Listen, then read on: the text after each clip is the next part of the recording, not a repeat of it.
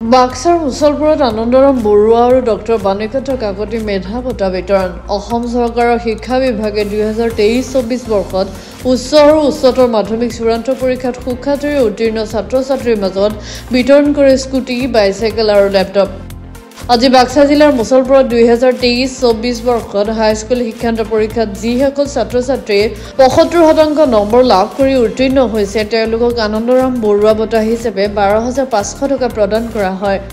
আনহাতে উচ্চতৰ মাধ্যমিকৰ চূড়ান্ত পৰীক্ষাত প্ৰথম বিভাগত উত্তীৰ্ণ ছাত্ৰীৰ লগতে 75% নম্বৰ লাভ কৰি উত্তীৰ্ণ হোৱা ছাত্ৰক প্ৰজ্ঞা ভাৰতী আঁচনিৰ অধীনত বাণীকান্ত কাকতি বঁটা হিচাপে স্কুটি প্ৰদান কৰা হয়।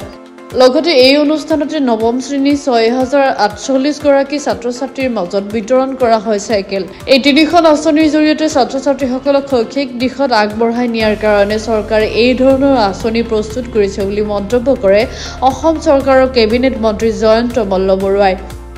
সমগ্ৰ অসমতে এই আঁচনিৰ জৰিয়তে ছাত্ৰ-ছাত্ৰীসকল উপকৃত হ'ব বুলি মন্তব্য কৰে মন্ত্ৰী জয়ন্ত মল্ল বৰুৱাই। উচ্চতৰ মাধ্যমিক পৰীক্ষাত সুখ্যাতিৰে উত্তীৰ্ণ হৈ ড্ৰপ আউট বা মেডিকেল ইঞ্জিনিয়াৰিং আদি কোচিং কৰি থকা ছাত্ৰ-ছাত্ৰীসকল এই আঁচনিৰ পৰা বঞ্চিত হ'ব বুলি স্পষ্ট কৰি দিয়ে মন্ত্ৰী জয়ন্ত মল্ল বৰুৱাই। ৰাজ্যৰ শিক্ষা খণ্ডৰ আন্তঃগাঁথনি উন্নয়ন কৰি শিক্ষাৰ সমস্যা দূৰ কৰিব বুলি মন্তব্য কৰে মন্ত্ৰীগৰাকীয়ে। অনুষ্ঠানত বাক্সা জিলা আয়ুক্ত গৌতম দাস, বিটিচি অধ্যক্ষ কাতিৰাম বড়ো, কাৰ্যবাহী সদস্য গৌতম দাস, বিধায়ক ভূপেন বড়ো, MCLA মন্টু বড়ো, অতিৰিক্ত আয়ুক্ত জিতু কুমাৰ বৰ্মনকে ধৰি কেইবাগৰাকী ৰাজনীতিক নেতাৰ লগতে জিলা প্ৰশাসনৰ বিষয়ববীয়া উপস্থিত থাকে। জিলাত আমি প্ৰায় 8,000 ছাত্ৰ-ছাত্ৰীক বিভিন্ন ধৰণৰ বঁটা প্ৰদান কৰিলোঁ। যিসকলে হায়াৰ ছেকেণ্ডেৰীত ভাল ৰিজাল্ট কৰিছে, 75%ৰ অধিক নম্বৰ পাইছে, তেওঁলোকক আমি স্কুটি প্ৰদান কৰিছোঁ। যিসকলে মেট্ৰিকত 75%তকৈ অধিক নম্বৰ পাইছে তেখেতসকলক আমি আনন্দৰাম বৰুৱা বঁটা, যাৰ জৰিয়তে 12,500 টকাৰ আৰ্থিক সহায় কৰিছোঁ আৰু ক্লাছ 9ৰ ছাত্ৰ-ছাত্ৰীসকলক আমি চাইকেল প্ৰদান কৰিছোঁ।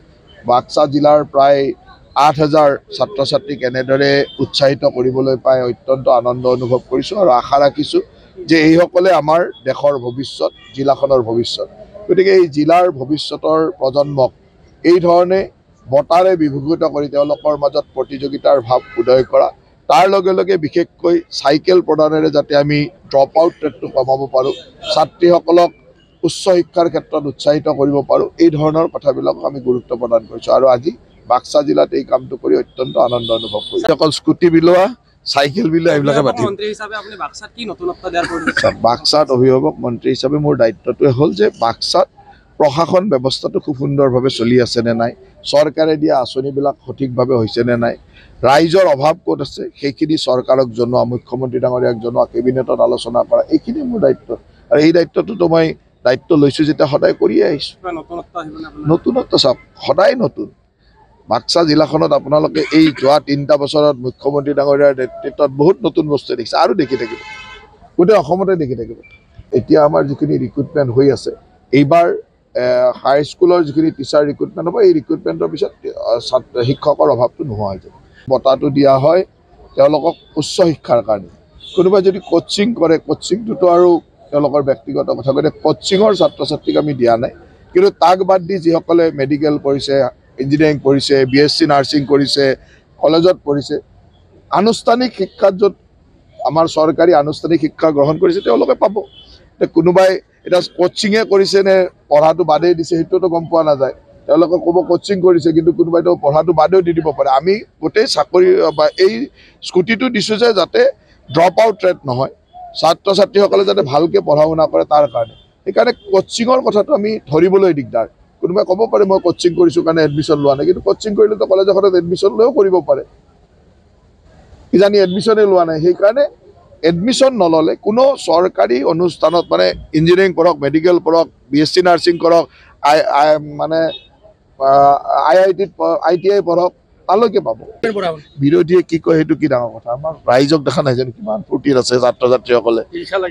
ঈৰ্ষা তেওঁলোকৰ, কাৰণ এইবিলাক তেওঁলোকে বুজি নাপায়। ইমান আমাৰ স্কুলৰ ছাত্ৰ-ছাত্ৰীতো ভোট নাথাকে, থাকে জানো?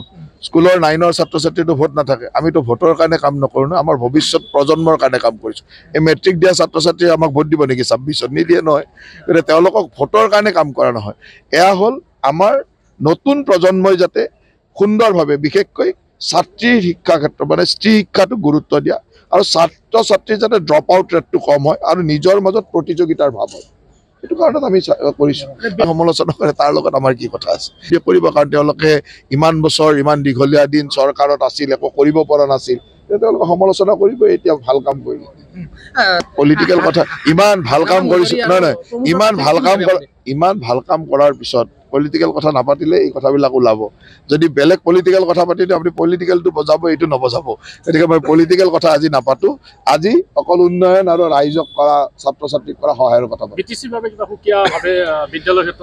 বিদ্যালয়টো বিটিচি চৰকাৰেও বিদ্যালয়ৰ কাম কৰি আছে আমাৰ চৰকাৰেও কৰি আছে নতুন নতুন মই ক'লোৱে যে মডেল স্কুলবিলাক আৰম্ভ হৈছে টি গাৰ্ডেনত আমি মডেল স্কুল কৰিছোঁ বিভিন্ন অঞ্চলত আমাৰ নতুন নতুন স্কুল হৈ আছে আৰু আজিৰ তাৰিখত মই নাভাবোঁ যে স্কুল কিছুমানৰ আন্তঃগাঁথনিৰ উন্নয়ন কৰিব লগা আছে কিন্তু স্কুলৰ অভাৱ থকা ঠাই অসমত খুব কম আমাৰ চৰকাৰে নতুনকৈ বিদ্যালয় নিৰ্মাণৰ কাৰণে যিটো লৈছে এখন বিদ্যালয়ত আমি 7 কোটি 8 কোটি টকা খৰচ কৰি নিৰ্মাণ কৰি আছোঁ গতিকে ষ্টেপ বাই ষ্টেপ গৈ থাকিব এই বছৰত আমি আৰু নতুন স্কুল ল'ম গতিকে বেচ বাই বেচ গৈ আছে লাহে লাহে স্কুলবিলাক বাক্সাৰ পৰা নীৰেণ কুমাৰ শৰ্মাৰ ৰিপৰ্ট গ্লোবেল N24/7